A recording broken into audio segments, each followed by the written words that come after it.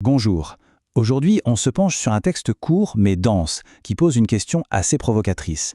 Dans un monde où tout semble avoir un prix, quelle place reste-t-il pour la gratuité, et en particulier pour la gratuité divine? C'est tout le sujet du texte, le royaume de Dieu et le don gratuit. On va explorer ça ensemble. Alors, pour bien suivre le raisonnement de l'auteur, on va le décortiquer en 4 points. On va d'abord voir le principe fondamental sur lequel tout repose, celui de la gratuité. Ensuite, on verra son diagnostic de notre époque à travers une métaphore assez parlante, celle de l'arbre sans fruit. Puis, on s'intéressera au message qu'il annonce et on terminera avec l'instruction un peu surprenante qu'il donne à la fin. Bon, tout commence par une idée qui est, en fait, assez radicale.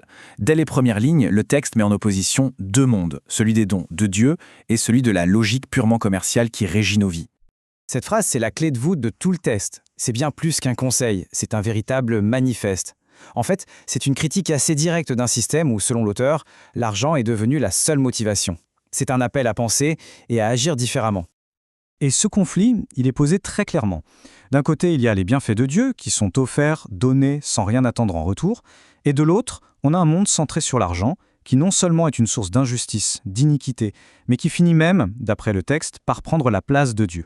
C'est vraiment la thèse centrale qui sous-tend tout le reste.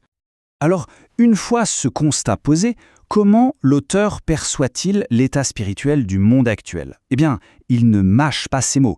Il utilise une image très forte pour décrire la situation, celle d'un arbre qui a l'air bien, mais qui est en réalité malade. D'après le texte, le problème ne date pas d'hier. Il y aurait une sorte de transmission de génération en génération. Les actions des ancêtres auraient conduit à une rupture, laissant en héritage un monde déconnecté du divin, un monde qui aurait en quelque sorte perdu le mode d'emploi. Et voilà la conséquence, illustrée par cette fameuse métaphore. La religion est vue comme un arbre. Il peut sembler en bonne santé, mais ses fruits, eux, ne sont pas sains. C'est une manière imagée de dire que les pratiques religieuses peuvent exister en apparence, mais qu'elles auraient perdu leur essence, leur lien véritable avec le spirituel. Mais attention, ce portrait assez sombre n'est pas une conclusion, c'est plutôt un point de départ. Le texte l'utilise pour introduire ce qu'il présente comme une annonce capitale pour notre époque. Le point central ici, c'est l'idée de continuité. Le texte affirme que le message du royaume de Dieu, celui annoncé par Jésus, serait de nouveau proclamé aujourd'hui. Et il précise que cette annonce est portée par un successeur, dans le cadre d'un courant spécifique, la religion Ahmadi de la paix et de la lumière. Et c'est vraiment sur la fin que le texte prend une direction assez inattendue. Après avoir posé un diagnostic et fait une annonce aussi forte, on pourrait s'attendre à un appel à croire, à adhérer. Mais non, ce n'est pas du tout ça. Pour appuyer sa démarche, l'auteur ne se base pas sur sa seule autorité. Il cite une référence biblique, un proverbe. C'est une manière d'ancrer sa demande dans quelque chose de potentiellement familier pour le lecteur, en disant « Attention, avant de juger, il faut écouter et enquêter ». La méthode proposée est donc très claire. C'est un processus actif en 3 étapes. 1. Écouter ce qui est dit. 2. Enquêter, c'est-à-dire faire ses propres recherches.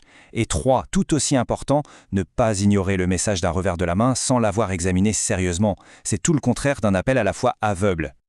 Et c'est là que la posture de l'auteur devient vraiment intéressante. Il dit, en substance, « Mon rôle s'arrête là. Je ne suis pas là pour convaincre. » Il place ainsi toute la responsabilité sur les épaules de la personne qui lit. C'est à elle et à elle seule de faire le reste du chemin et de se forger sa propre conviction. On termine sur cette question qui mérite réflexion. Quand un texte à caractère religieux insiste autant sur l'enquête personnelle plutôt que sur la croyance immédiate, qu'est-ce que ça nous dit? Ça suggère peut-être une vision de la foi qui n'est pas un don reçu passivement, mais plutôt le résultat d'une quête, d'une démarche personnelle et peut-être même rationnelle. Une idée intéressante à méditer?